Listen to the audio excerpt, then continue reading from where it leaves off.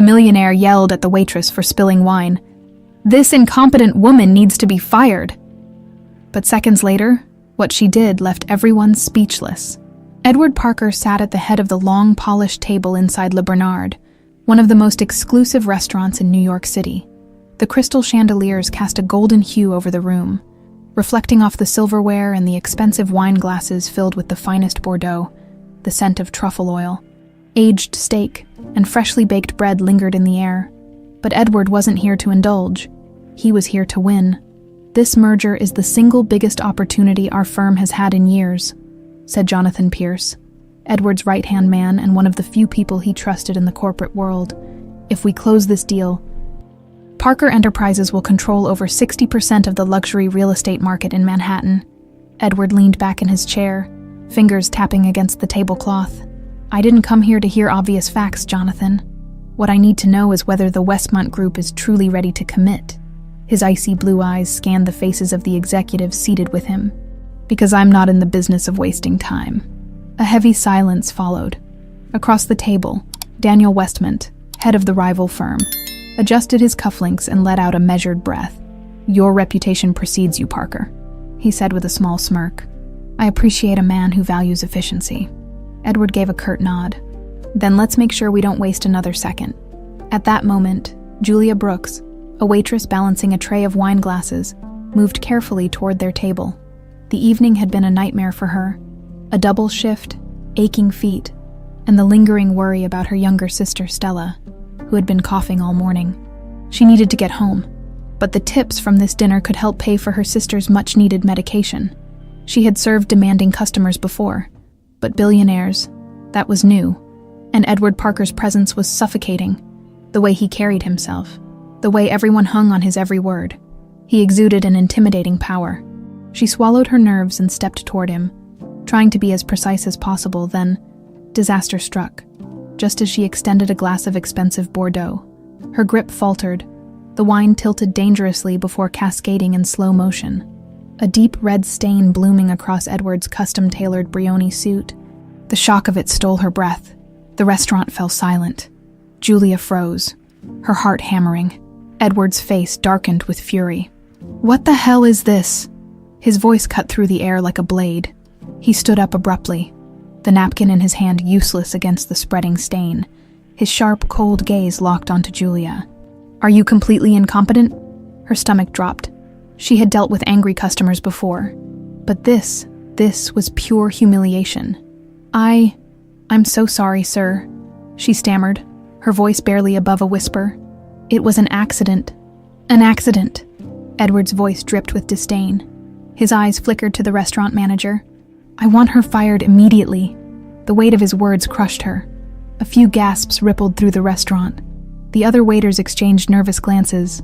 While the guests shifted uncomfortably, no one dared to intervene. Julia's breath caught in her throat. Fired. She needed this job. She couldn't afford to be out of work, not with Stella depending on her. Her hands trembled, but she straightened her back, swallowing the lump in her throat. This was her breaking point. "With all due respect, sir," she said, her voice steadier now. "Everyone is fighting something." Her eyes, filled with quiet defiance, met his. "I don't have power or money, but I have dignity. And I won't let you take that away from me." Her words hung in the air, bold, unapologetic. Edward blinked, caught off guard. For a man used to obedience, her defiance was unexpected. His jaw clenched, and for the first time in years, Edward felt something unfamiliar. Guilt. It was just an accident. And yet, he had publicly humiliated her, demanded her firing over spilled wine. His gaze lingered on her face, taking in the raw emotion behind her words. There was no plea for mercy, just an undeniable strength. The restaurant manager rushed forward, looking nervous. "Mr. Parker, I sincerely apologize for this. Julia has worked here for..." Edward held up a hand, stopping him. "Forget it," he muttered, loosening his tie slightly. "Just get me another suit." The tension in the room didn't break. Julia held his gaze for a few more seconds before walking away, her hands still trembling, but her head held high. She didn't need to stay and be treated like she was nothing. Edward sat back down, but his focus was gone. The rest of the dinner played out in the background. Business talk, numbers, logistics. But he barely processed any of it. His mind was elsewhere, replaying that moment again and again, the fire in her eyes, the shakiness in her voice, but also its firmness. The words she had said. Everyone is fighting something. It should have meant nothing to him. It did mean nothing to him. And yet, for some reason, he couldn't stop thinking about it. Edward Parker stood in front of the massive floor-to-ceiling windows of his penthouse on Fifth Avenue, gazing out at the city skyline. New York was a machine that never stopped. Cold, efficient, relentless, just the way he liked it. But tonight, something felt off. He loosened his tie and tossed it onto a nearby chair, rolling his shoulders as if trying to shake off the lingering irritation. His mind, however, refused to cooperate. It kept replaying the moment from earlier that evening. The way the waitress, Julia Brooks, had stood her ground despite the humiliation. Her words echoed in his head. Everyone is fighting something. He had dismissed them at the time. But now, in the silence of his penthouse, they clawed their way back. Edward had built his life around the idea that weakness was the greatest sin. His father, a ruthless businessman, had drilled it into him since childhood. Strength, power, and control. Those were the only things that mattered. And yet, a simple waitress, with nothing to her name but defiance, had managed to make him feel like the villain. He exhaled sharply, walking toward the bar in the corner of the room, pouring himself a glass of whiskey. He sank into the leather armchair by the fireplace. The rich amber liquid burned his throat, but it did nothing to drown out the thoughts creeping into his mind. Teresa. The name alone sent a ripple of something uncomfortable through him. His sister had been the only person who ever dared to challenge him, the only one who had refused to bow to his iron will. Years ago, they had fought. A fight so explosive that it shattered whatever fragile bond they had left. She had walked away, cutting ties completely. Then she was gone. The car accident that took her life had been unexpected, and by the time Edward had learned of it, there had been nothing left to fix. Regret was a word Edward didn't allow himself to dwell on, but tonight, it pressed against his ribs like a weight he couldn't shake. He had never made things right with her, never even tried, and now she was just a memory. He drained his glass and set it down with more force than necessary, as if daring the past to come at him. No, he wouldn't let himself go down that road. He stood abruptly, shoving the thoughts aside. He had work to do. Meanwhile, on the other side of the city, Julia Brooks unlocked the door to her tiny apartment in Queens, her shoulders heavy with exhaustion. The moment she stepped inside, she heard a soft, rasping cough coming from the small bedroom. "Stella," she called gently, setting her bag down. Her 9-year-old sister peeked out from under the covers, her face pale, her big brown eyes slightly feverish. "Hey, Jules." Julia forced a smile. "Hey, baby. How are you feeling?" Stella shrugged, her small frame looking even more fragile under the weight of her sickness. "Better than this morning." Julia sat on the edge of the bed, brushing a strand of hair from Stella's face. "Liar," she murmured with affection. Stella giggled weakly before breaking into another cough. Julia's chest tightened. The doctors still hadn't given them a clear diagnosis, and the medical bills were piling up faster than she could manage. Her job at the restaurant barely covered the rent, let alone hospital visits, prescriptions and tests. And now, thanks to Edward Parker, she might not even have that job anymore. The memory of the evening's events burned in her mind. The humiliation, the icy rage in his voice when he demanded she be fired, the way the entire restaurant had gone silent, watching her fall apart in real time. She clenched her fists. Julia had dealt with plenty of difficult customers, but none had ever made her feel so small. And yet, she hadn't backed down. That part made her feel proud. "You look mad," Stella observed, watching her sister carefully. Julia sighed. "I just had a long day, that's all." "Did someone do something bad to you?" Leave it to Stella to see right through her. Julia hesitated. "Just a mean customer, but it doesn't matter. He's just another rich jerk who thinks the world revolves around him." Stella considered this. Mom always said rich people don't know how to be happy. Maybe he's sad and doesn't know how to show it. Julia blinked at her wisdom beyond her years. She chuckled softly, kissing Stella's forehead. "You're too smart for your own good." "I know, Stella grinned sleepily. Julia watched as her little sister drifted off, her breathing uneven but calmer. A tight ache settled in Julia's chest. She needed to fix this. She needed to keep fighting, for Stella. For herself, the next morning, Edward Parker walked into his office at Parker Enterprises, greeted by the sleek, modern design of the 40th floor executive suite. His assistant, Emily, was already waiting for him. "Good morning, sir. You have a full schedule today," she started, handing him his itinerary. He barely acknowledged her as he strode toward his desk. "I want to report on Westman's financials by noon." "Yes, sir." Edward sat down, pulling out his laptop. But before he could dive into emails, Jonathan Pierce stepped into the office, looking amused. "You seem distracted," Jonathan said casually. Taking a seat across from him, Edward shot him a sharp look. "I don't get distracted," Jonathan smirked. "Right, so I assume that's why you were staring into space just now." Edward scowled. "Did you come here just to waste my time?" Jonathan shrugged. "I just find it interesting. You humiliated a waitress last night. But instead of moving on, you look like something's eating at you." Edward's jaw tensed. Jonathan leaned forward. What was it about her? Edward clenched his fist. He hated that someone had noticed. "She reminded me of someone," he admitted after a long pause. Jonathan raised an eyebrow. "Who?"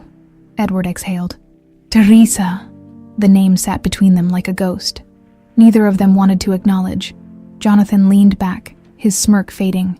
"Damn." Edward rubbed his temples. "Forget it. It's nothing." But deep down, he knew it wasn't nothing. And for the first time in a long time, Edward Parker was beginning to realize that his past wasn't as buried as he thought. The following evening, Edward Parker found himself at Le Bernard again, though this time it wasn't for business. He wasn't sure why he had come. It wasn't as if he owed that waitress anything. He was Edward Parker, and people feared him, respected him. He didn't have time to feel guilty over something as insignificant as spilled wine. And yet, here he was, seated at the bar instead of his usual private table. Edward scanned the restaurant, his fingers tapping absent-mindedly against his glass of whiskey. The room bustled with quiet elegance, laughter, the clinking of glasses, the occasional murmur of conversation. But his focus was elsewhere. Then, he saw her, Julia Brooks, moving between tables with practiced precision, her dark hair pulled into a simple ponytail, her uniform neat despite the exhaustion he could see in her eyes. She hadn't been fired. Interesting. Edward wasn't sure why that fact pleased him. Perhaps because he despised incompetence. And it seemed the restaurant manager had made the right decision in keeping her. Or perhaps it was because, whether he wanted to admit it or not, he couldn't stop thinking about her. His gaze followed her movements, lingering for a second too long when she turned slightly and reached up to adjust her ponytail. That was when he saw it. A small silver pendant resting against the hollow of her throat. A pendant he recognized. Edward's breath caught in his chest. For a split second, he thought his mind was playing tricks on him. But no, he knew exactly what he was looking at. A tiny angel-shaped charm.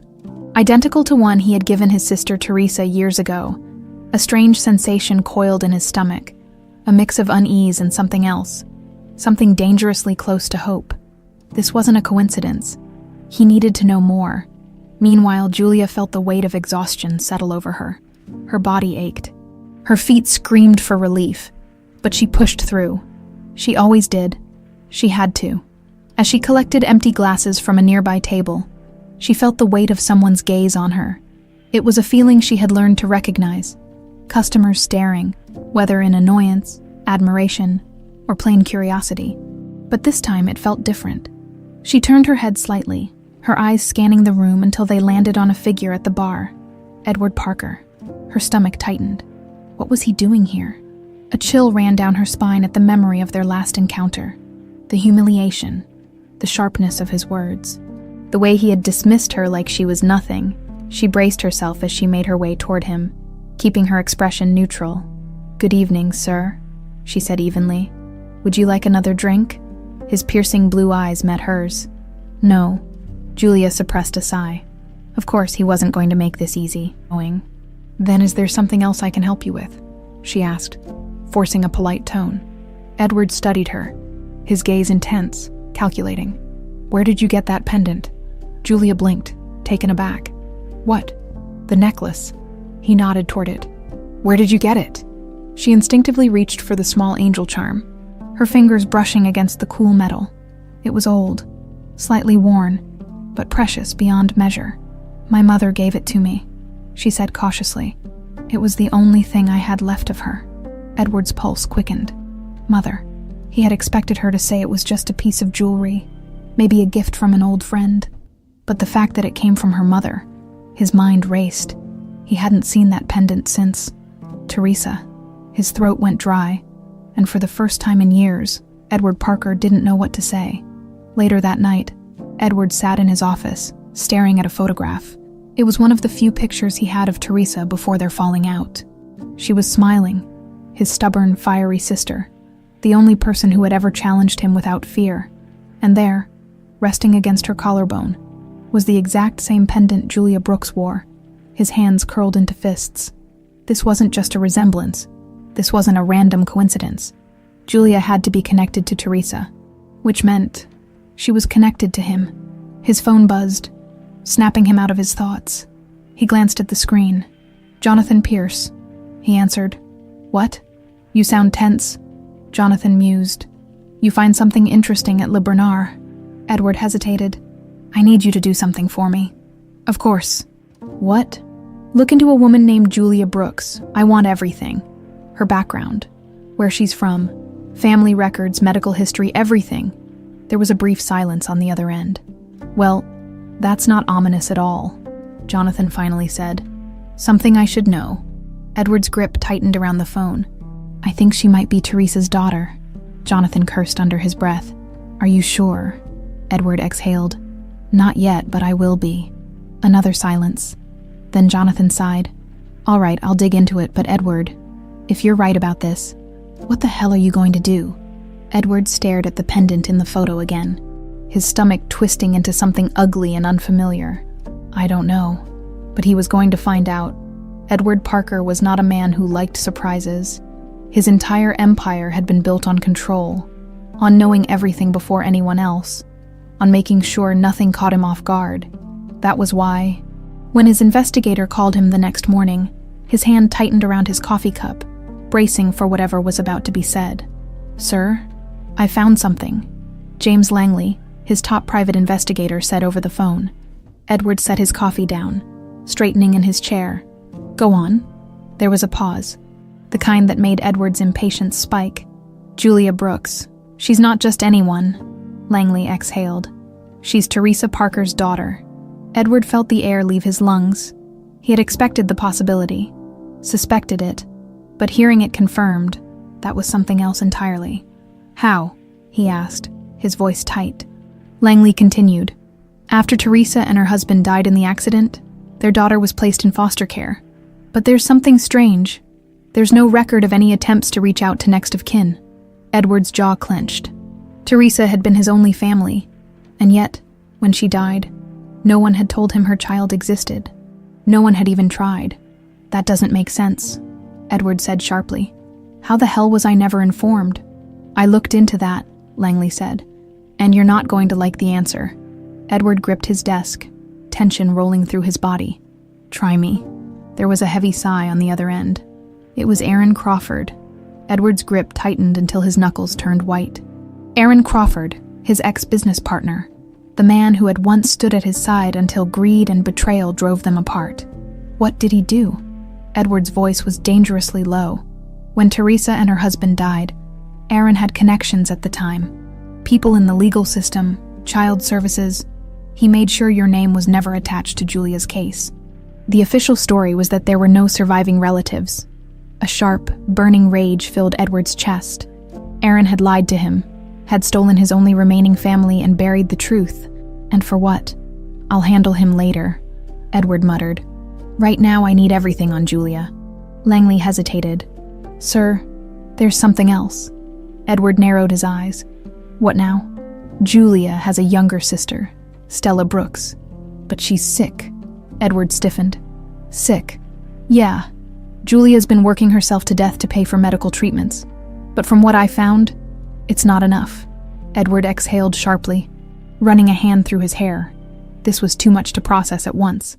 Teresa's daughter had been out there, alone, for years, working, struggling, raising a sick sister, and he had been completely oblivious.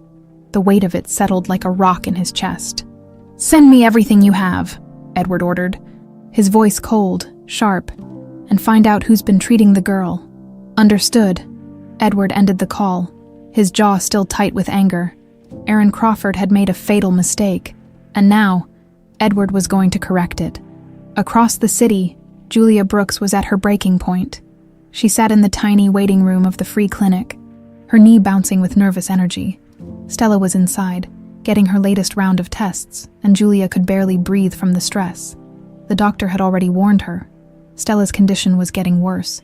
She needed specialists, real treatment, not the bare minimum care they were barely surviving on. Julia clenched her fists. She had been fighting for so long, but how much more could she take? She reached into her bag, pulling out a stack of unpaid bills, hospital expenses, prescriptions, overdue notices. The numbers blurred in her vision. She needed more money. Fast, her thoughts drifted, dangerously, to the man from last night. Edward Parker. Her stomach twisted just thinking about him.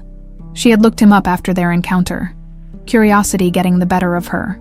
A billionaire, ruthless, powerful, a man who could fix all her problems with a snap of his fingers. But at what cost? Julia shook her head.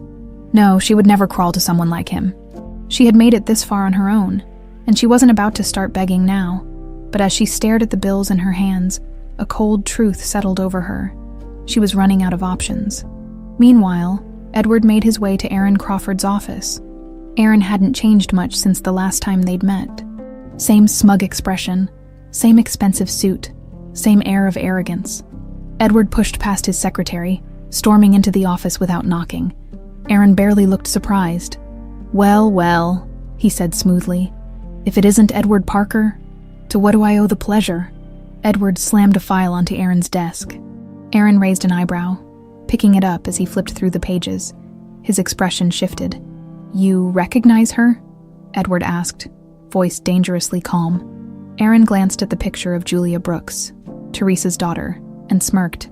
"So, you finally figured it out?" Edward's patience snapped. He grabbed Aaron by the collar, shoving him against the desk. "You stole her from me," Edward hissed. "You buried the truth. You let me believe I had no family left." Aaron chuckled, completely unfazed. "Oh, come on, Edward. What would you have done? Played the devoted uncle." He scoffed. "You were too busy building your empire. You never would have looked for her." Edward's grip tightened. "You had no right." Aaron smiled, but there was something cold and dark in his eyes. "And what are you going to do about it?" Edward let go, stepping back. He wasn't done with Aaron, but right now, he had something more important to handle. His sister's daughter was out there, suffering, and Edward Parker wasn't a man who let what was his suffer. This wasn't just about revenge anymore. It was about family, and Edward was going to make things right. Edward Parker wasn't the kind of man who hesitated. Hesitation was for the weak, for people unsure of their choices. He had spent his life making ruthless, calculated decisions, never looking back. But now, he found himself standing outside a small apartment complex in Queens, staring up at a second-floor window, feeling something dangerously close to uncertainty. He had spent the last 24 hours learning everything there was to know about Julia Brooks. Her struggles, her sacrifices, her fight to keep her little sister, Stella, alive. And the more he learned, the more the guilt festered inside him like a slow-burning fire. He had been so close all these years. If he had known, if Aaron hadn't interfered, Julia never would have suffered like this. Edward clenched his fists. He couldn't change the past, but he sure as hell could fix the present. Taking a deep breath, he made his way up the narrow stairwell, stopping in front of apartment 2B. The building was old, but clean, the kind of place where people did their best with what they had. He knocked. Nothing. He knocked again, firmer this time. A moment later, the door cracked open, and Julia Brooks stood on the other side, her expression shifting from surprise to immediate displeasure. Her grip on the door tightened. "You've got to be kidding me." Edward ignored the irritation in her voice. "We need to talk." Julia let out a sharp laugh. a sound completely devoid of humor. "Talk. The last time we spoke, you humiliated me in front of an entire restaurant and tried to get me fired. What exactly do we have to talk about?" Edward exhaled. He had expected resistance, but he wasn't used to people speaking to him like this. He wasn't used to people slamming doors in his face, which is exactly what Julia tried to do. He caught it before it could close. "Julia," he said, his voice calm but firm. "Just 5 minutes then. If you still want me gone, I'll leave." Julia narrowed her eyes, jaw clenched. Every instinct told her to tell him to go to hell, but something in his expression gave her pause. She hated to admit it, but Edward Parker looked different tonight. Not the arrogant, untouchable billionaire from before. He looked tired, like a man carrying something heavier than he was willing to admit. "Fine," she muttered. 5 minutes. She stepped back, allowing him inside. The apartment was small but warm. A simple couch, a few mismatched chairs, stacks of books piled on a worn coffee table. The scent of chamomile tea lingered in the air. It was nothing like the cold, sterile penthouses Edward was used to. But what caught his attention wasn't the apartment itself. It was the sound of coughing coming from a small bedroom down the hall. Julia followed his gaze, crossing her arms. "That's my sister, Stella." Edward nodded, already knowing. "I assume you didn't come here just to admire my furniture?"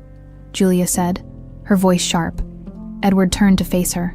"No, I came because I want to help you." She laughed again, this time with more disbelief than anger. "Help me?" He nodded, slipping his hands into his pockets. "Yes," she scoffed. "You think you can throw money at me and suddenly everything's okay? Is that how the world works for you?" Edward sighed. "I don't expect you to trust me, but you need to hear me out." Julia's eyes narrowed. She wanted to throw him out. She wanted to tell him to mind his own damn business. But the truth, she needed help. And that scared her more than anything. She took a slow breath, forcing herself to stay calm. "All right, start talking." Edward hesitated for half a second before saying the words that would change everything. "I knew your mother." Julia froze.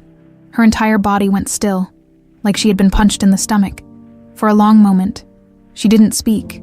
Then, very softly, she whispered, "What did you just say?" Edward held her gaze, his expression unreadable. "Teresa Parker," he said. "Your mother, she was my sister." Silence, a thick, suffocating silence that filled every inch of the room. Julia's breathing turned shallow. "No," she said automatically, shaking her head. "No, there's no way. I'm telling you the truth," Edward interrupted. Julia stepped back, feeling like the ground beneath her had just split in two. "No," she repeated, her voice shaking. "You're lying. I have proof." Edward reached into his coat pocket and pulled out a worn photograph. It was old, slightly faded, but unmistakable. A picture of Teresa Parker, her mother, smiling on a sunlit afternoon, her arm wrapped around a much younger Edward Parker. Julia's heart stopped. She recognized that smile. She had spent years staring at the only other photo she had of her mother. This wasn't a lie. This wasn't a trick. Edward Parker was telling the truth. He was her uncle. A wave of emotions crashed into her. Shock, confusion, anger, grief. She felt like she couldn't breathe. She had spent her entire life thinking she had no one left. And now, out of nowhere, this man, this arrogant, cold, infuriating man, was standing in her living room, telling her they were family. Julia shook her head, tears burning in her eyes. "No," her voice cracked. "You don't get to do this. You don't get to walk into my life and—" "I didn't know," Edward cut in, his voice softer than before. "I swear to you, Julia, I didn't know you existed." She wanted to believe him, but how could she? Her whole life she had been alone. No one had come for her. And now, suddenly, he was here, her hands clenched into fists. "You should leave." Edward's expression didn't change. But for the first time, he didn't fight back. He simply gave a slow nod. "All right, but I'm not giving up on you." Julia turned away, biting her lip so hard it hurt. She refused to let him see her cry, and as the door closed behind him, she realized that for the first time in years, she wasn't sure what to believe anymore. Julia Brooks barely slept that night. She had spent hours lying in bed, staring at the ceiling, replaying every single word Edward Parker had said. "Your mother, Teresa Parker, was my sister. I didn't know you existed. It didn't make sense. It couldn't make sense.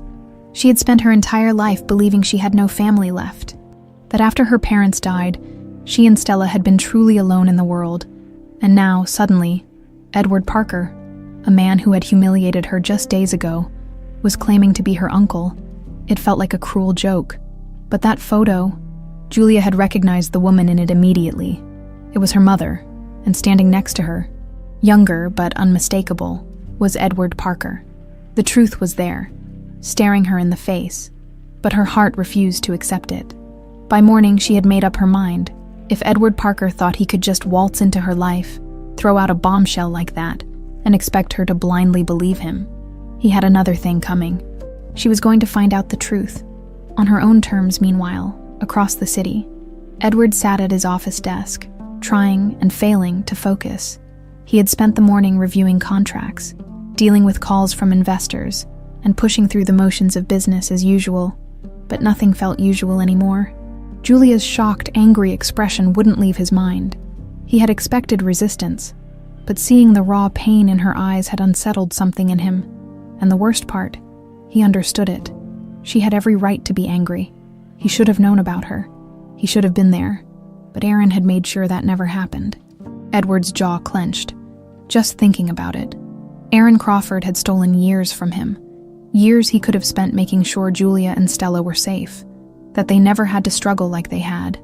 Edward had always prided himself on being ruthless, on never letting emotions cloud his judgment. But this was different. This was family, and he wouldn't let Aaron get away with it. A knock at the door pulled him from his thoughts. Jonathan Pierce stepped in, holding a thick folder. "You're going to want to see this," he said, dropping it onto Edward's desk. Edward flipped it open. Inside were pages of legal documents, sealed records, financial statements. It was the truth about what Aaron had done, and it was worse than he thought. Across town, Julia walked into the records office. The clerk barely looked up from his computer. "I need access to the case files of Julia and Stella Brooks from 10 years ago," she said. Trying to keep her voice steady, the man frowned, adjusting his glasses. "That's a restricted request. Are you a legal guardian?" Julia clenched her fists. "I'm one of the names on those files. That should count for something." The man sighed. "I'm sorry, miss, but without legal authorization, I have a right to know the truth." Something in her voice made the clerk hesitate. With a reluctant sigh, he leaned closer. "Look, I can't give you official documents, but I can tell you this." He lowered his voice. "Your case was flagged. Someone interfered with your adoption records." Julia's breath hitched. "What do you mean, interfered?" "There was a deliberate effort to keep you from being placed with your biological family," he explained. "Someone with money and influence made sure your records were buried." Julia felt her stomach drop. Money, influence. Only one name came to mind. Edward Parker that evening. Julia stormed into Parker Enterprises. She ignored the receptionist's protests, pushed past security, and marched straight to Edward's office. His assistant, Emily, jumped up. "Ma'am, you can't just—" Edward looked up from his desk, his expression unreadable. "It's fine," he said, waving Emily away. "Let her in."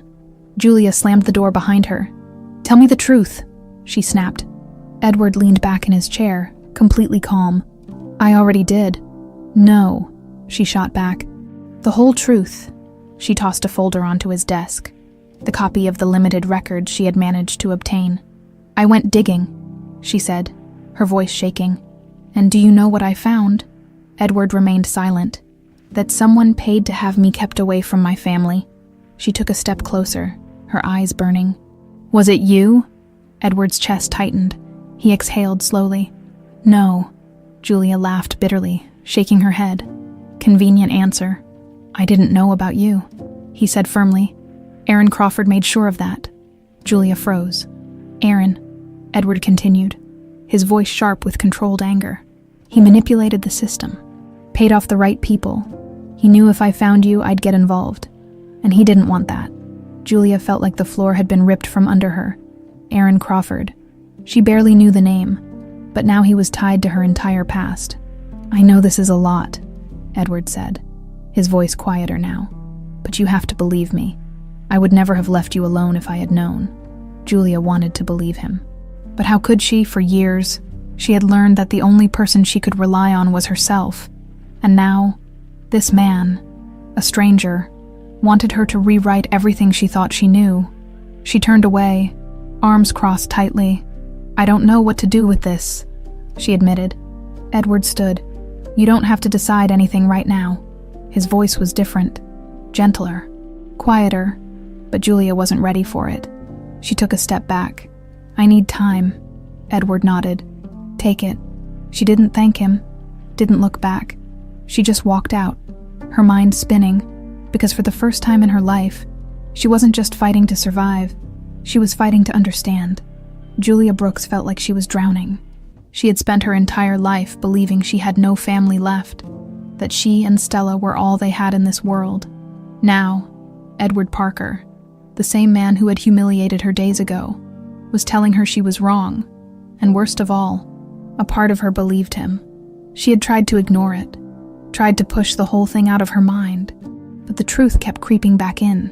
The photograph, the pendant, the buried records, and now, the name Aaron Crawford, a man she knew nothing about.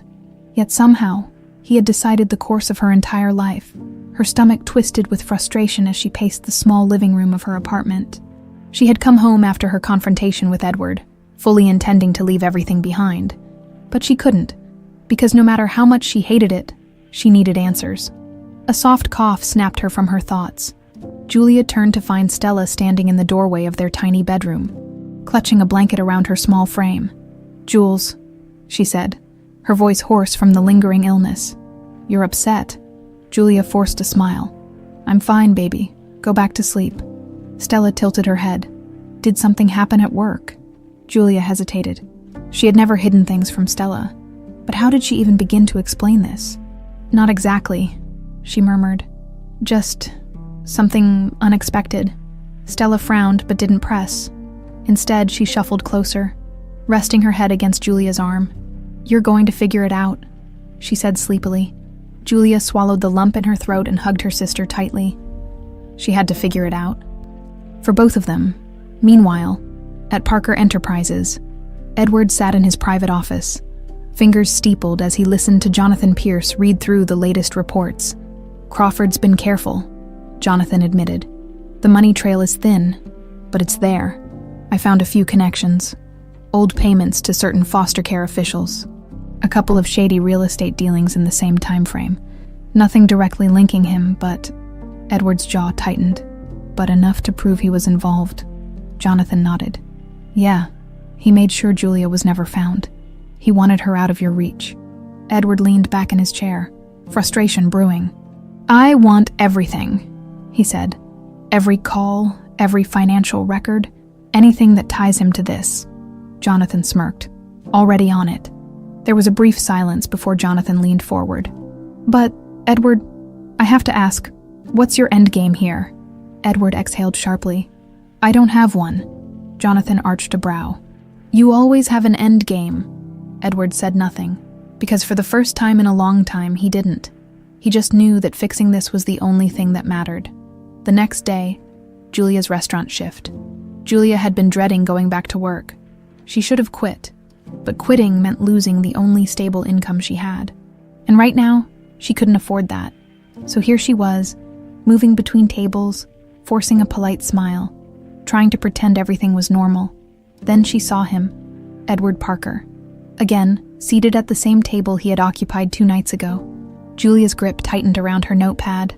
"Oh, you have got to be kidding me." She considered ignoring him. She could send another server, pretend she didn't notice. But Edward's piercing gaze was already on her. With a sigh, she straightened her shoulders and walked over. "Is this a thing now?" she asked, folding her arms. "Are you planning on eating here every night?" Edward smirked. "I hear the service is memorable." Julia glared at him. "What do you want, Parker?" He leaned back slightly, completely unbothered. "To talk. I thought we already did that." "I thought so too," he admitted. "But I get the feeling you're not done asking questions." Julia clenched her jaw. He wasn't wrong. She had spent the last 12 hours torturing herself over the truth, over whether or not she should believe him. She hated that he could see right through her. "I'm working," she said flatly. "Then I'll wait." Her fingers curled into fists. "Why are you doing this?" Edward's expression shifted slightly, the smirk fading just a little. "Because I should have been there," he said, "and I wasn't." Something about those words made Julia's breath catch. She wanted to hate him, but hate was hard when someone actually sounded like they meant what they said. Julia sighed, exasperated. "Fine. You want to talk?" "Meet me outside after my shift." Edward nodded. "I'll be there." She turned on her heel and walked away, heart pounding, because for the first time, she wasn't entirely sure she wanted to shut him out. Later that night, outside the restaurant, Julia stepped out into the crisp evening air, half expecting Edward to be gone. But there he was, waiting. She exhaled sharply. "All right, talk." Edward didn't hesitate. "I want to help you." Julia let out a dry laugh. "Right, because billionaires are just dying to help broke waitresses they barely know." Edward didn't smile. Not just any waitress. "My niece," Julia stiffened. "I know you don't trust me," Edward continued. "And you have every reason not to. But I don't walk away from family," Julia scoffed. "Funny, you did a great job of that before." Edward's jaw tensed, but he didn't react to the blow. "I didn't know," he said again. "But I do now." He reached into his pocket, pulling out a legal envelope. "What's this?" Julia asked suspiciously. "Stella's medical bills," Edward said simply. "They're paid." Julia's stomach dropped. Her hands shook as she took the envelope, skimming the contents. Every bill, every crippling hospital expense, gone. Her head snapped up. "You had no right." "I had every right," Edward cut in. "You're my family, Julia, and whether you like it or not, I take care of what's mine." Julia felt anger and relief crash together all at once. Her pride screamed at her to shove the envelope back into his hands. But the reality, Stella needed this. She swallowed hard. "I don't need your money," Edward nodded. "I know, but you need help." Julia clenched her fists. This was dangerous, because for the first time in her life, someone was offering to stand beside her, and she wasn't sure she knew how to let them. Julia stood frozen, her fingers gripping the envelope tightly. The weight of it felt heavier than it should, as if it carried not just money, but a shift in the very foundation of her life. Edward Parker had just paid off all of Stella's medical bills, something she had been drowning under for years, and he had done it without asking. Her first instinct was to shove the envelope back into his chest. She didn't need his help. She had fought, struggled, and sacrificed for so long that accepting anything, even something that could help Stella, felt like admitting defeat. But the reality was crushing. Stella needed more treatment, more tests, more medication, and as much as Julia wanted to be the one to fix everything, she wasn't sure she could. Her pride and her desperation waged war inside her. She looked up at Edward, her eyes burning. "I didn't ask for this." "I know," he said simply. "That doesn't make it okay." Edward exhaled, his gaze unwavering. "Julia, I understand pride. Hell, I built my entire life on it. But there's a difference between being independent and being reckless. You don't have to do this alone." She hated that he sounded so calm, so sure. For years, she had fought against a world that had forgotten about her, a world that had left her and Stella behind. She had been their only shield, their only protector. And now, suddenly, this man, this stranger, was stepping in as if he belonged. Julia clenched her jaw. "So what? You think you can just throw money at my problems and suddenly be my family?" Edward's expression didn't change. "I don't expect that." "Then what do you expect?" she snapped. "You walk into my life out of nowhere, tell me we're related, and now you think I should just, what? Forgive you, trust you." He didn't flinch at her words. "No," he admitted, "but I want you to let me try." Julia let out a sharp laugh, shaking her head. "You don't get to try, Edward. You don't get to just show up and decide to play the role of a concerned uncle. Where were you when I was being bounced between foster homes? Where were you when I had to drop out of school to work 2 jobs just to make sure Stella had food? Where were you when she got sick?" The words came out like a flood, raw and unfiltered. Edward didn't look away. "I didn't know," he said, his voice quieter this time. "But I should have." Julia felt something in her chest tighten. She had expected anger, defensiveness, maybe even pity, but the way he said those words, "I should've," sounded like a confession, like he actually meant it. She turned away, her throat tight. "I can't do this right now." Edward nodded. "I'll give you space, but I'm not going anywhere." Julia didn't respond. She walked away, gripping the envelope in her hand, her emotions a storm she couldn't control. The next morning, Julia sat at the small kitchen table in her apartment, staring at the unopened envelope. Stella was still asleep in the bedroom, curled under layers of blankets, her small frame barely making a dent in the mattress. The weight of everything pressed down on her. She could tear it up. She could return it. She could ignore Edward Parker and pretend he didn't exist. But then what? Would she find another way to pay for Stella's treatments? Maybe. Maybe not. Would it take longer? Would Stella get worse while she tried? The thought made her sick. Julia didn't want to accept his help, but could she afford not to? Her phone buzzed, breaking her thoughts. It was a message from an unknown number. "Edward, there's an appointment scheduled for Stella at Mount Sinai this afternoon. A specialist. No strings attached. Just go." Julia stared at the message, her hands tightening around the phone. No strings attached. She wasn't sure if she believed that, but for Stella, she had to find out. That afternoon, Julia sat in the waiting room of Mount Sinai Medical Center, watching as Stella flipped through an old magazine, her legs swinging beneath the chair. The moment they had arrived, everything had been seamless. No forms, no financial questions, just immediate care. Julia's stomach was still in knots. She had spent years fighting against the system, against closed doors, against a world that made everything harder. And now, in the span of 24 hours, Edward had unlocked every single door like it was nothing, and that scared her. The doctor finally emerged from the exam room, a middle-aged woman with kind eyes and a clipboard tucked under her arm. "She's doing well," the doctor said with a small smile, "but she does need more testing to be certain. The good news is, we're moving fast. You'll have answers soon." Relief washed over Julia, so sudden and overwhelming that she nearly felt dizzy. She swallowed hard, glancing at Stella, who was still flipping through the magazine like none of this was a big deal. Julia turned back to the doctor. "Who set this up?" The doctor hesitated. "A Mr. Parker made the arrangements." Julia's breath hitched. Of course he did, and damn him, because she was grateful. Later that evening, Julia found herself outside Parker Enterprises, staring up at the massive glass building, feeling like she was about to step into another world. She shouldn't be here, but she needed to be here. Security let her through without a question, and within minutes, she was standing outside Edward's private office. His assistant, Emily, looked up in surprise. "Miss Brooks, I need to talk to him," Julia said, ignoring the anxious knot forming in her stomach. Emily hesitated, but then picked up the phone. "Mr. Parker, Miss Brooks is here to see you." A beat of silence. Then, "Send her in." Julia walked into the office, her pulse racing, as Edward stood behind his desk, his expression unreadable. She exhaled sharply, crossing her arms. "You win." Edward raised a brow. "I wasn't aware we were playing a game." Julia glared at him. "You set up that appointment." "Yes." "You paid for everything." "Yes." Her chest tightened. "Why?" Edward studied her for a long moment before answering. "Because I could."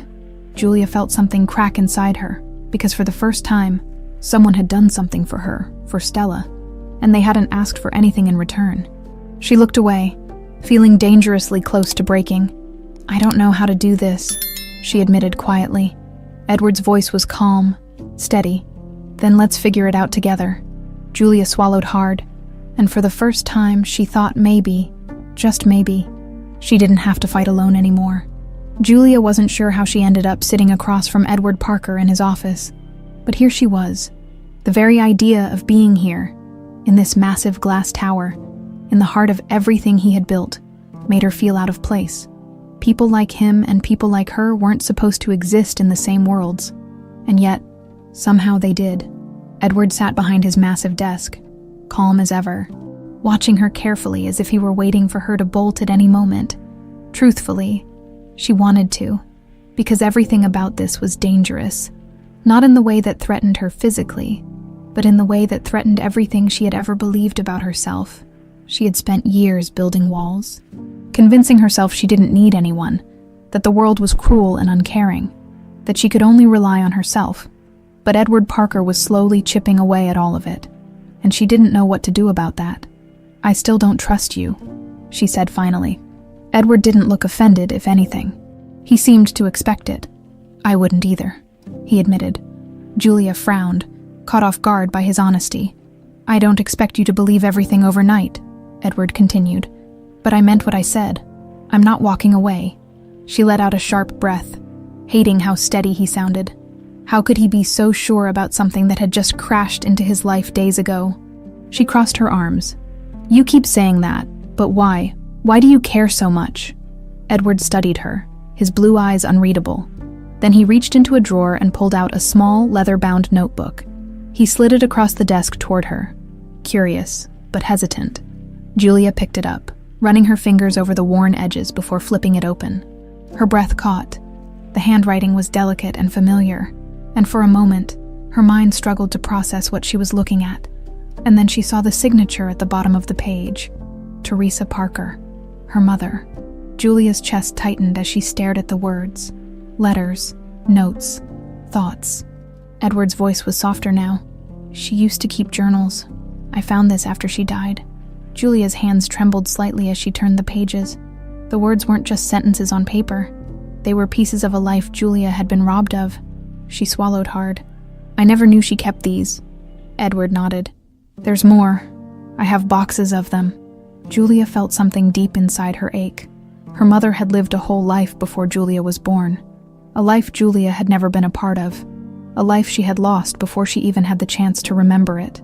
She shut the notebook, her heart pounding. "Why are you showing me this?" Edward leaned forward slightly, resting his elbows on the desk. "Because I want you to understand that I loved my sister, and if I had known you existed, I would have done everything to find you." Julia's fingers clenched around the book. She wanted to believe him. She wanted to let herself believe him. But there was still so much anger, so much hurt. She shook her head, standing abruptly. "I need to go." Edward didn't stop her, but as she reached the door, he spoke again. "I know it's a lot," he said, "but don't shut me out, Julia. Not yet." She hesitated for just a second before walking away. That night, Julia sat at the small kitchen table in her apartment, staring at the notebook Edward had given her.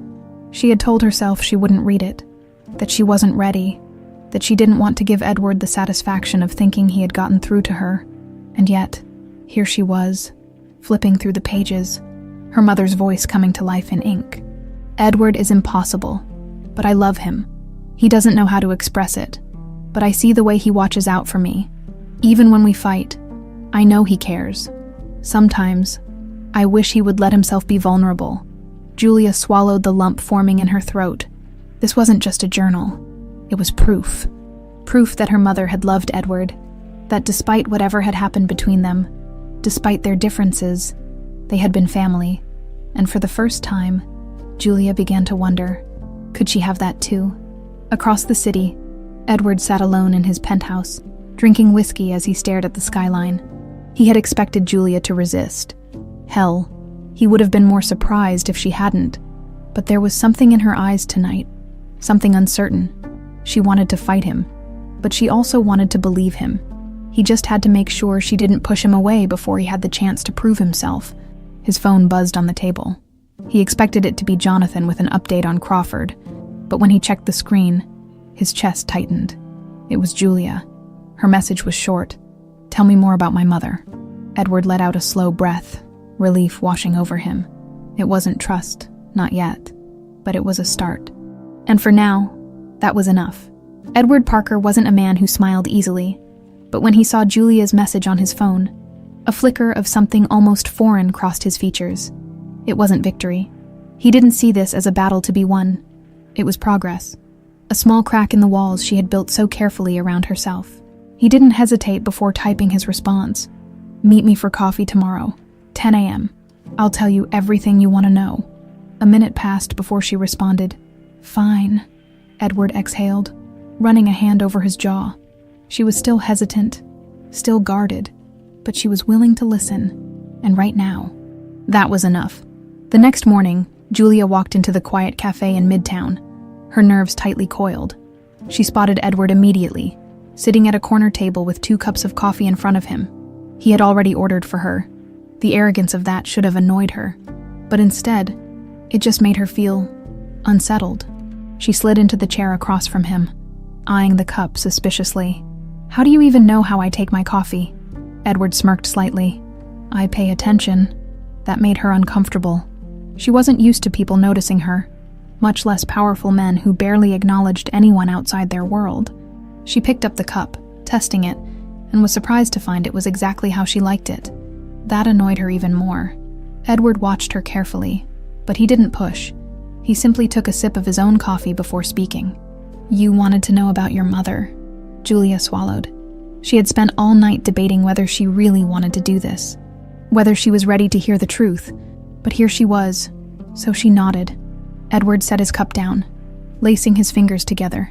"Teresa was always the best of us," he said, his voice oddly softer than she had ever heard before. "I was older, but she was the one who kept me in check. She saw the world differently, where I saw strategy and numbers. She saw people." Julia listened, her chest tight.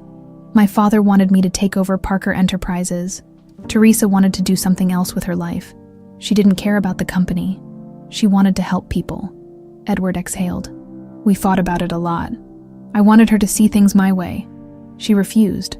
She left, made a life of her own, and I let her go." There was something in his voice. Not regret exactly, but something close. Julia's throat felt dry. "Did you ever try to fix things?" Edward hesitated, then shook his head. "No, and that was my mistake."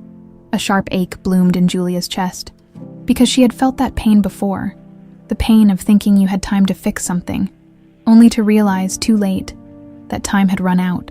She didn't speak for a moment, just processing everything. Then she asked the question that had been weighing on her mind. "If you loved her so much, why didn't you look for me when she died?" Edward's jaw tensed. "Because I didn't know you existed," Julia scoffed. "How is that even possible?" Edward leaned forward. "Because Aaron Crawford made sure of it." Her stomach twisted. That name again. Edward's voice hardened. "He had connections. He made sure your records were buried. He wanted to keep you out of my reach." Julia narrowed her eyes. "Why would he do that?" Edward hesitated. "Because he didn't want me to have distractions." Julia's fingers curled into fists. "I was a distraction," Edward exhaled. "To him, yes. He thought emotions made people weak. That family would slow me down." Julia felt rage rise in her chest. She had spent her entire life wondering why no one had come for her.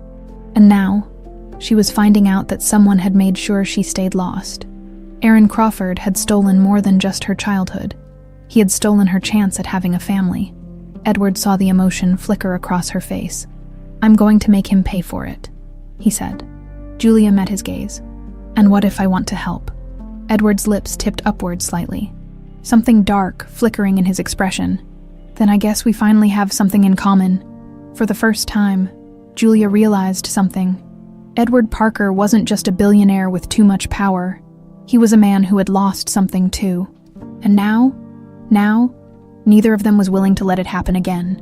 Later that evening, Julia sat in her apartment, staring at the notebook Edward had given her. She had told herself she wouldn't read more, that she wasn't ready. But as she flipped through the pages, her mother's voice came alive again. "Edward thinks I don't see it, but I do. He protects the people he loves. Even when he pretends he doesn't care, he hides behind that cold exterior. But deep down, he just wants to belong." Julia swallowed hard, because that sounded a lot like her. Maybe she and Edward weren't so different after all. She reached for her phone before she could talk herself out of it. Her fingers hovered over Edward's name in her messages. Then, finally, she typed 2 simple words: "I'm in." Across town, Edward sat in his penthouse, staring at the message on his screen. A slow, knowing smirk crossed his lips, because Julia Brooks had just taken the first step, and now there was no turning back.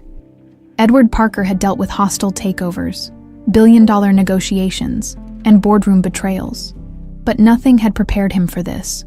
For the first time, He wasn't facing an opponent across a polished conference table.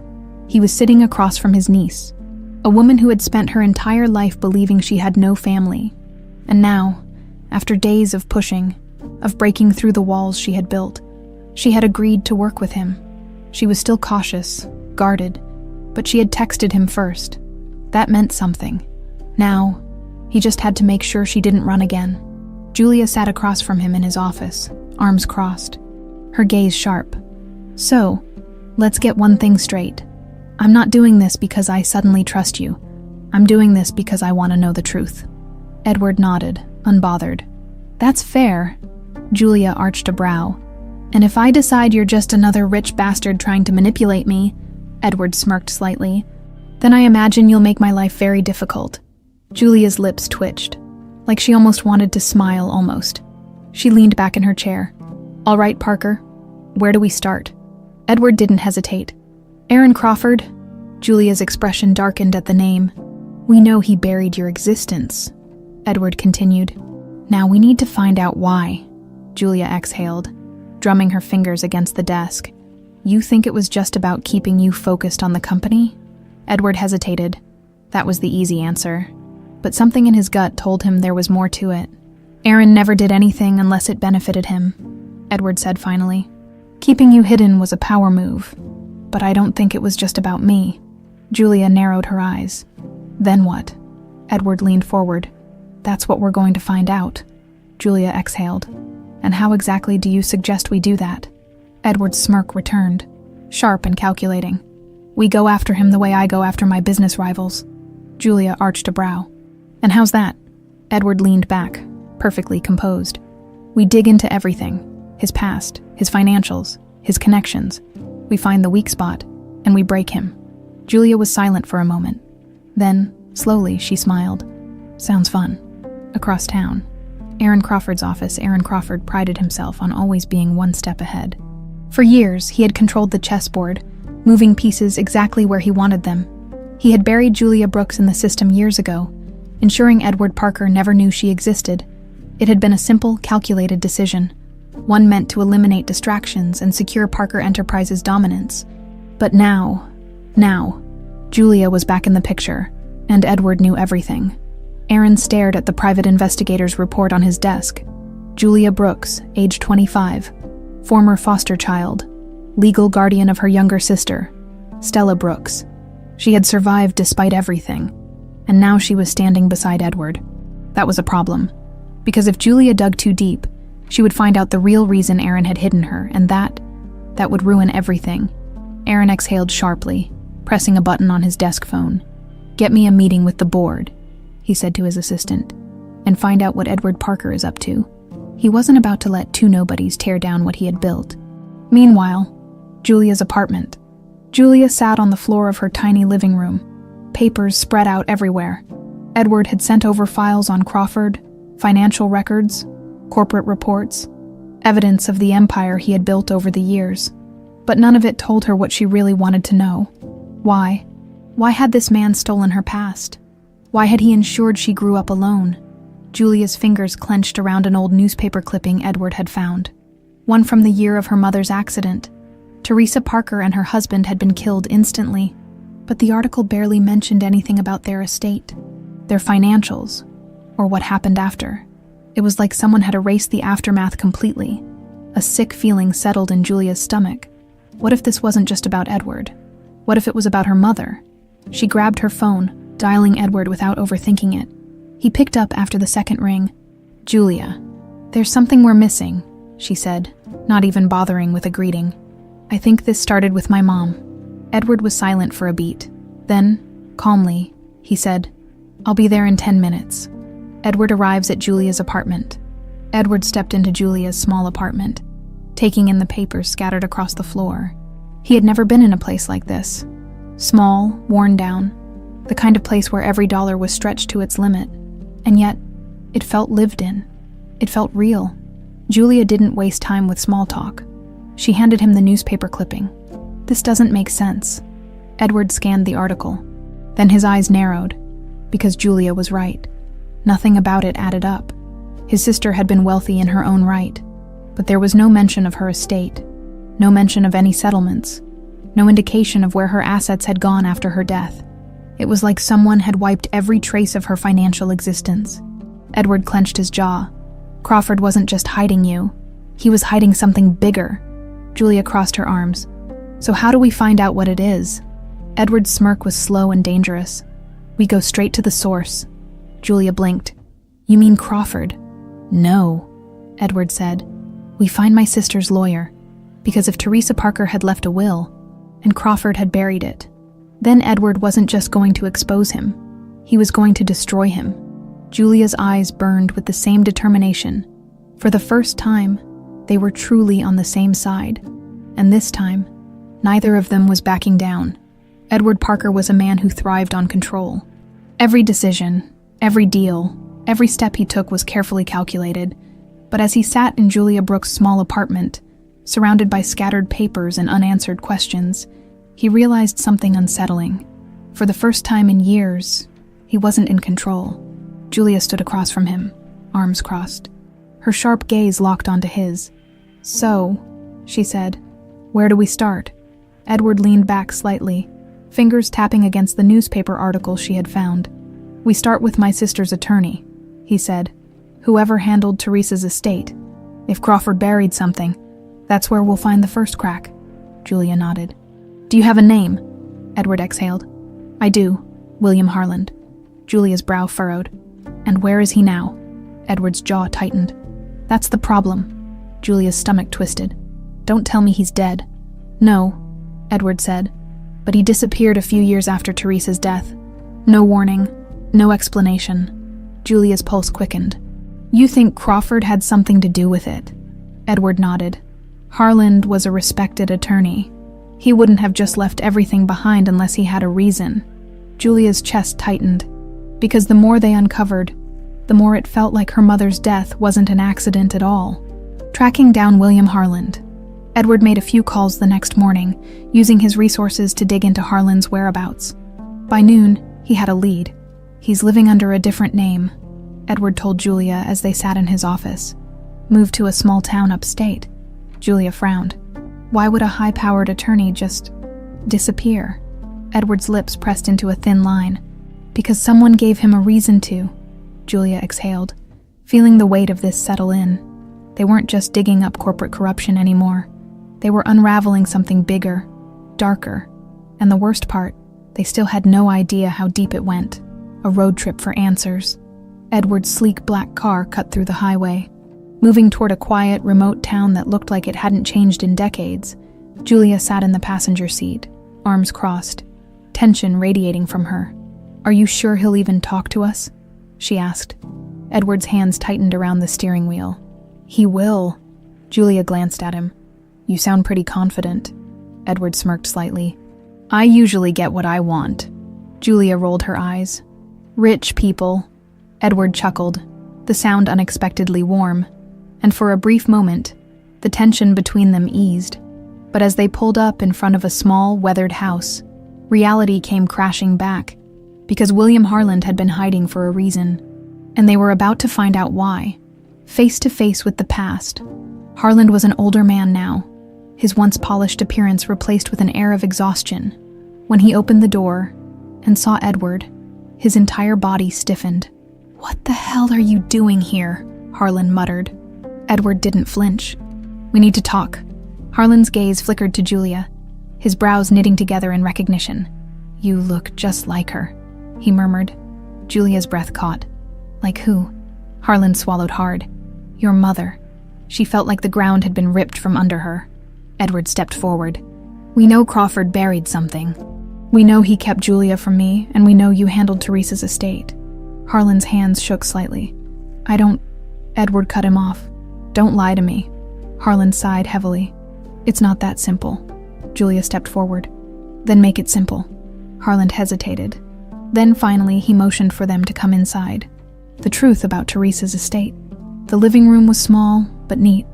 A stark contrast to the storm of emotions brewing inside Julia. Harland sat heavily in an old armchair, rubbing a hand over his face. I should have come forward years ago, he admitted. But I was scared. Edward's expression hardened. Scared of what? Harland exhaled. Of Crawford. Julia's blood ran cold. Harland looked at her directly. Your mother left everything to you, Julia. Her heart stopped. What? She whispered. Harland nodded. Teresa had a substantial estate, not just money. Property, investments, assets. She wanted you to have a future. Security. But Crawford, he shook his head. He made sure that never happened. Julia felt sick. He stole it, she said, voice shaking. Harland's silence was all the confirmation she needed. Edward's jaw was so tight it could break. And you let him. Harland flinched. I didn't have a choice. Crawford gave me a warning. Disappear. Or disappear permanently. Julia's hands curled into fists. Everything she had been through, every struggle, every sleepless night, every moment she had wondered why she had been abandoned. And all this time, she had been the rightful heir to something that had been stolen from her. Edward's voice was deadly calm. Where are the original documents? Harland hesitated. Edward's expression darkened. William, Harland swallowed hard. Then, reluctantly, he stood and walked toward a hidden safe behind an old bookshelf. Julia's pulse pounded when he pulled out a worn envelope. Her hands shook as she took it. Inside were the legal documents of Teresa Parker's estate. Proof. Undeniable, irrefutable proof that Julia had been meant to have a life she had never known. She stared at it, her vision blurring with rage and grief. Edward reached over, his grip steadying hers. We have him, Edward murmured. Julia clenched her jaw. Not yet. Edward arched a brow. What do you mean? Julia's gaze was steely. I don't just want to expose him, she said. I want to take everything from him. Edward's smirk was slow, approving. Now you're starting to sound like a Parker. For the first time, Julia didn't fight it, because if she was going to war with Aaron Crawford, she was going to win. Edward watched Julia as she stared at the documents in her hands. He could see the storm raging inside her, the mix of shock, anger, and something deeper, betrayal. She had spent her entire life believing she had nothing, that she had to fight for every scrap of survival, only to find out that it had all been stolen from her. She took a shaky breath, her grip on the papers tightening. I want everything Crawford took from me. Edward's lips curled slightly. Then we take it back. Julia looked up at him, her jaw clenched. How? Edward leaned back, completely composed, as if they weren't discussing the destruction of one of the most powerful men in their world. First, we make sure these documents are legally airtight. If we take this to court, Crawford will bury us in legal battles. We need a strategy. Julia exhaled sharply. You think I care about legalities? He stole my entire life, Edward. I know, Edward said, his voice steady. And that's why we have to be smart about this. Crawford plays dirty. If we go after him, he'll retaliate. Julia scoffed. Let him. Edward's smirk widened, just slightly. Spoken like a true Parker. She didn't even roll her eyes this time. Instead, she ran a hand through her hair, frustration evident. Fine, what's the plan? Edward tapped the documents in her hands. We expose him piece by piece. We don't just take this to court. We take it to the press, the board of directors, the investors. We make sure that by the time we're done, Crawford doesn't just lose what he stole from you. He loses everything. Julia met his gaze, something dark and determined flickering in her expression. And you're really all in on this. Edward leaned forward, his tone colder now. Crawford cost me my sister. He cost you your life. This isn't just about revenge, Julia. It's about justice. For the first time, Julia believed him. She had spent years thinking she had no one, now for better or worse. She had Edward Parker standing beside her, and together, they were going to burn Aaron Crawford to the ground. The next few days were a whirlwind of preparation. Edward brought in his top legal team to authenticate the documents. His personal investigator worked around the clock, pulling every financial record. Every trace of Crawford's involvement. They uncovered shell companies, offshore accounts, and proof of forged signatures that Crawford had used to cover up the theft of Teresa Parker's estate. Julia, for her part, didn't sit back and watch. She learned everything. She studied legal jargon, memorized financial records, and absorbed every detail of the case like her life depended on it. Because in a way, it did. She refused to let Edward fight this battle alone. One night, as she pored over yet another file in Edward's office, she caught him watching her from across the desk. "What?" she asked, raising a brow. Edward smirked. "You really are relentless," Julia huffed. "You say that like it's a bad thing." He shook his head. "No, it's a Parker thing." The words should have bothered her. A week ago, she would have scoffed, told him not to lump her in with his world. But now she didn't fight it. She was done fighting who she was. The real test came when they made their first move. Edward arranged for a controlled leak, just enough information to make the financial world start whispering. A single article in a well-respected publication, questioning some of Crawford's older business dealings. The reaction was immediate. Crawford's people scrambled to do damage control, but it was too late. The seed of doubt had been planted. Then came the board meeting. Edward and Julia arrived together, a silent declaration of war. The moment they stepped into the sleek conference room, the tension was palpable. The board members were already murmuring amongst themselves. Sensing the shift in power before a single word had been spoken, Crawford was already seated, his expression unreadable, but Julia could see the tightness in his jaw, the barely concealed annoyance at seeing her there. "Edward," Crawford greeted, forcing a polite smile. Then his eyes flicked to Julia, and something colder settled in his gaze. "Miss Brooks." Julia held his stare. "Mr. Crawford." Edward didn't waste time with pleasantries. He set a thick folder down on the table and slid it forward. "I believe you'll find this interesting." Crawford took the folder, flipping it open. The moment his eyes landed on the documents, his expression changed. Julia saw it. The slight widening of his eyes, the twitch of his fingers. He was caught, but he recovered quickly, snapping the folder shut and leveling Edward with a practiced smirk. "And what exactly do you think this proves?" Edward leaned back, completely unbothered. "It proves that you stole Teresa Parker's estate, buried the evidence, and ensured that her rightful heir was never found." The room fell silent. Crawford chuckled, shaking his head. "These are accusations without merit." Julia's blood boiled. She leaned forward, her voice sharp. "These are facts, and we're just getting started." Crawford's smirk faltered. Edward folded his hands over the table. "You have two options, Aaron. You can fight this, and we will drag you through the courts, the media, and every regulatory agency, until your reputation is beyond repair, or..."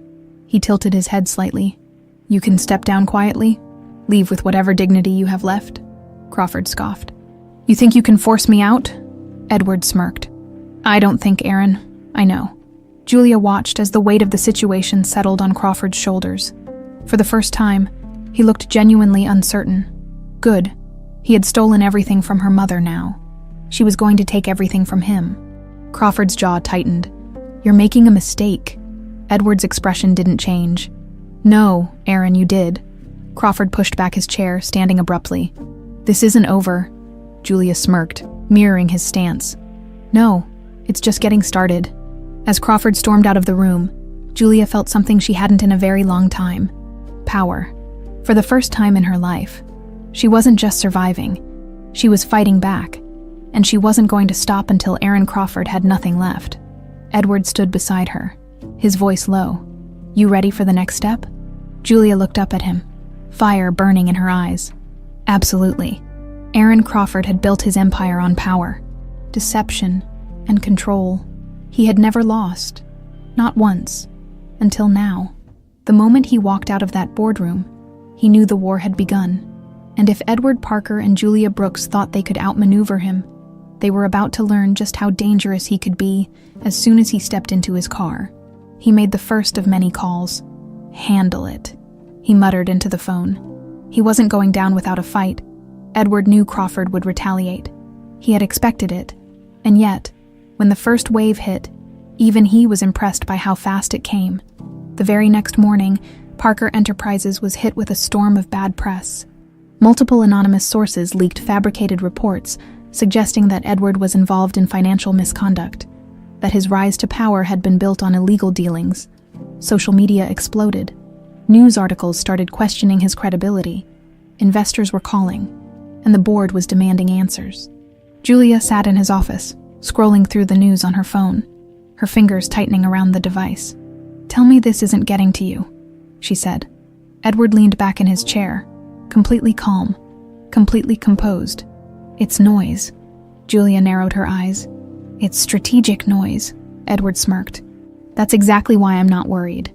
Crawford is predictable. When he's desperate, he makes reckless moves, Julia exhaled, shaking her head. You're way too relaxed for a guy whose name is all over the news. Edward took a sip of his coffee. Because I already know how this ends. Julia watched him for a moment. She had seen powerful men crumble under pressure, but Edward, he thrived on it. It was unsettling and oddly reassuring. All right, genius, she said, crossing her arms. How do we shut this down? Edward smirked. We don't. We let him think it's working. Julia frowned. What? Edward's gaze darkened, his smirk sharpening. We let him get comfortable, let him think he's winning. She arched a brow. And then, Edward leaned forward. And then we take everything from him in one move. Julia's lips parted slightly. For the first time, she realized something. Edward Parker wasn't just playing this game. He was writing the rules. Over the next 3 days, the chaos escalated. Crawford pushed harder. A well-timed whistleblower came forward with fabricated documents, accusing Edward of hiding assets overseas. Regulatory agencies launched sudden investigations into Parker Enterprises. Everywhere Edward turned, Crawford was trying to cut off his options, and yet, Edward never flinched. Julia, however, was running on pure rage. This is insane, she muttered, pacing Edward's office. How is this even legal? Edward chuckled, completely at ease. It's not. Julia stopped pacing, glaring at him.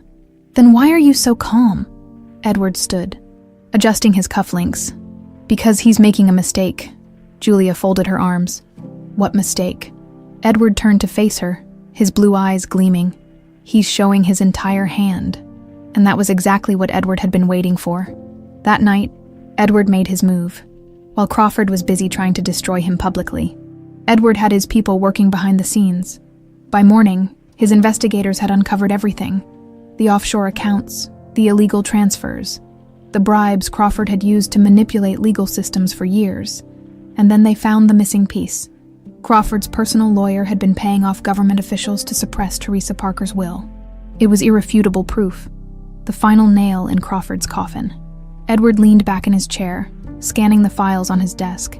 He turned to Julia, who was staring at the documents, her hands trembling with controlled fury. We end this, she said, voice sharp. Edward nodded. Yes, he murmured. We do. The next morning. The war ended in one move. Edward leaked everything. The documents, the hidden accounts, the evidence of fraud and corruption. Every news outlet got it at the same time. By noon, federal agencies had raided Crawford's offices. His assets were frozen. His name was destroyed. And by the afternoon, Parker Enterprises stock was already recovering. Julia watched the news unfold from Edward's office, her pulse racing. It was over. She had won. Edward stood beside her, completely composed as he read the headlines. Crawford won't recover from this, he said. Julia exhaled for the first time in years. She felt light. No more unanswered questions. No more anger eating away at her. She turned to Edward. So what now? Edward smirked, as if the answer was obvious. Now, he murmured. Now you take what's yours. Julia blinked, caught off guard. What? Edward gestured toward the file in front of her. You own everything Crawford stole, he said. It's time to take your place. Julia felt her breath catch. She had spent her entire life fighting for scraps. And now she had everything. But was she ready for it? Edward watched her carefully. You can walk away, Julia, start fresh. Live the life you want. Julia swallowed. And if I stay? Edward's smirk widened. If you stay, you change the game. Julia exhaled, her mind racing. For years, she'd been on the outside, struggling to survive. Now she was inside the world that had tried to bury her. She looked up at Edward, her jaw set. I stay. Edward nodded, satisfied. Good, he murmured. Then let's get to work. And just like that, Julia Brooks became something no one saw coming. Not just a survivor, a Parker. Julia Brooks had spent her entire life being an outsider, a waitress, a struggling guardian, a woman who fought tooth and nail for every dollar, every moment of stability. Now, she was walking through the halls of Parker Enterprises, no longer as an outsider, but as someone who belonged, or at least, as someone who was learning how to belong. She still wasn't sure how she felt about it. The power, the wealth, the sheer gravity of Edward Parker's world. It was overwhelming. But one thing was clear. She wasn't going anywhere. She wasn't just reclaiming what was hers. She was about to make her own mark. Edward watched her as she took in the view from his office, her fingers lightly drumming against the glass. "You're thinking too much," he said. Julia smirked slightly. "That's funny. I didn't know thinking was a bad thing." Edward leaned against his desk, arms crossed. "It is when it stops you from acting." Julia turned to face him, tilting her head. "And what exactly do you expect me to do, Parker? Just step into this world like I belong." Edward's lips curled slightly. "You already belong." She let out a dry laugh. "Do I?" Edward pushed off the desk and walked toward her, his gaze sharp. "Crawford underestimated you. Everyone did. But you won, Julia. You're not some outsider looking in anymore. You have a choice. Walk away and pretend none of this happened. Or embrace it." Julia folded her arms. "And if I stay, what happens then?" Edward's smirk deepened. "Then I teach you how to run this empire the way a Parker should."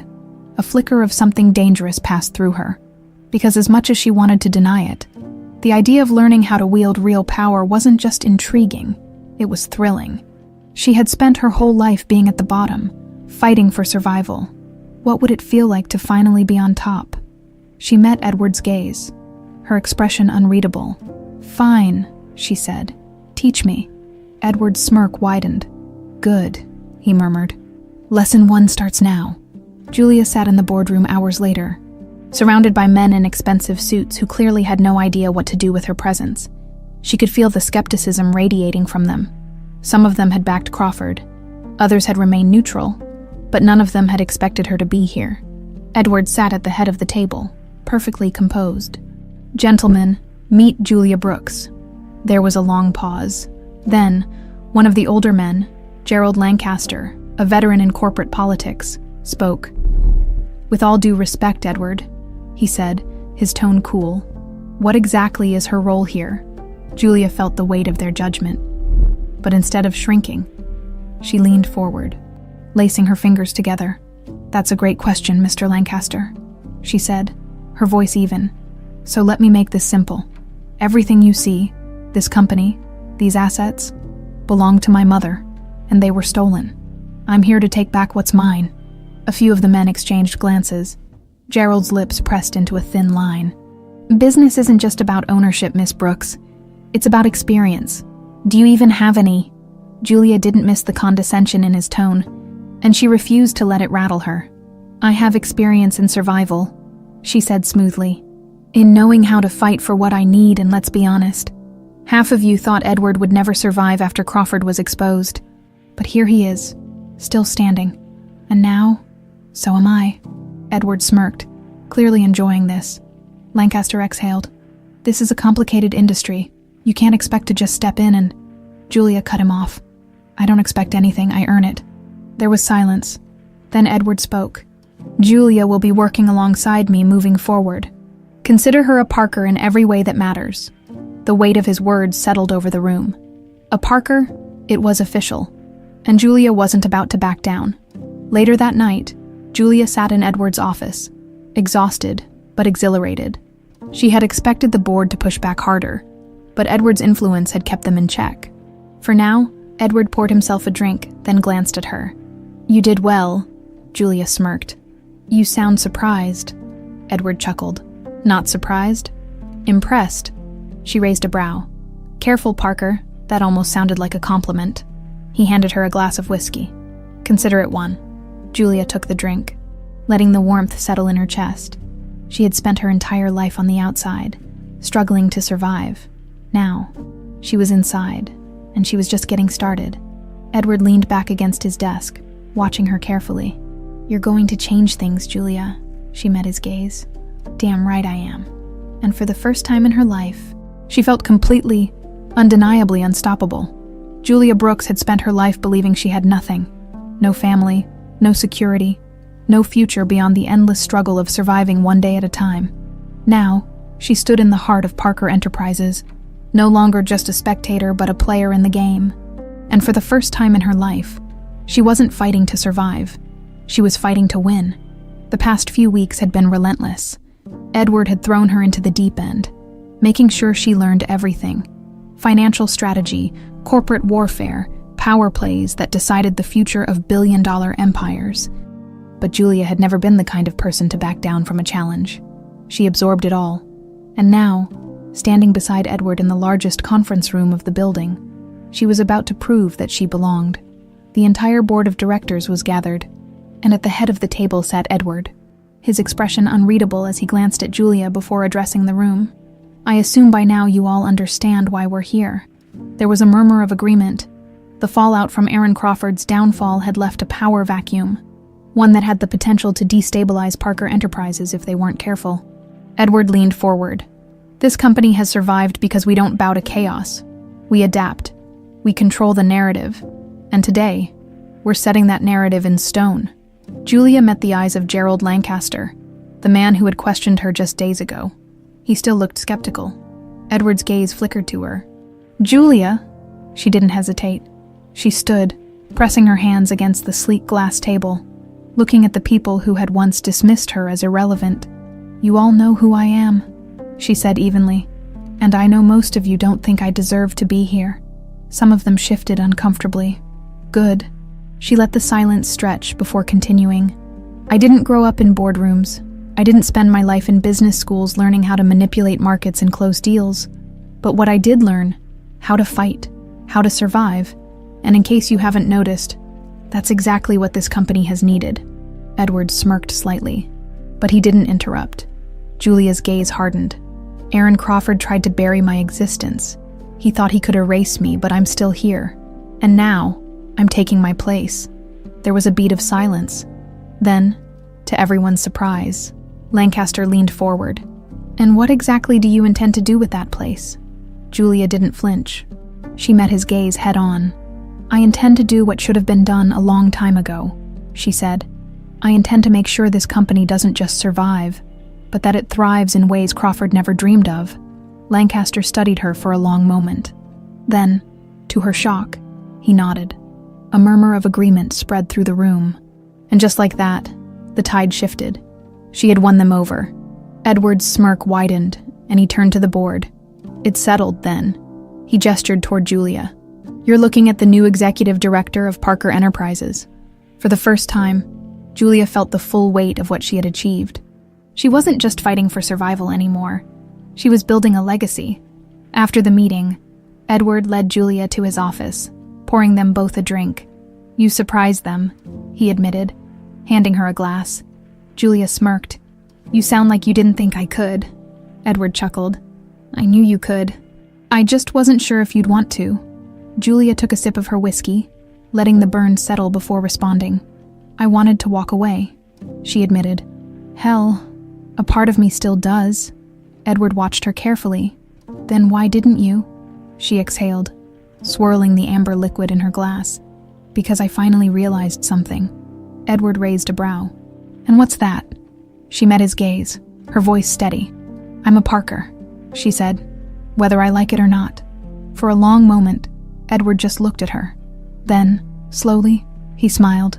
"Damn right you are." That night, Julia stood on the balcony of her new office, staring at the city skyline. So much had changed. A few weeks ago, she had been a waitress struggling to keep her sister alive. Now she was one of the most powerful women in New York City. But power wasn't what drove her. It was the responsibility. It was the fact that for the first time in her life, she had the ability to change things, to make sure no one else had to go through what she did. Behind her, Edward stepped onto the balcony, his own drink in hand. "You ready for this?" he asked. Julia exhaled, looking at him. "I don't think I'll ever be ready." Edward smirked. "Good. That means you'll do just fine." Julia let out a soft laugh. Then, as she turned back to the skyline, she let herself breathe. Because this was just the beginning, and she wasn't afraid anymore.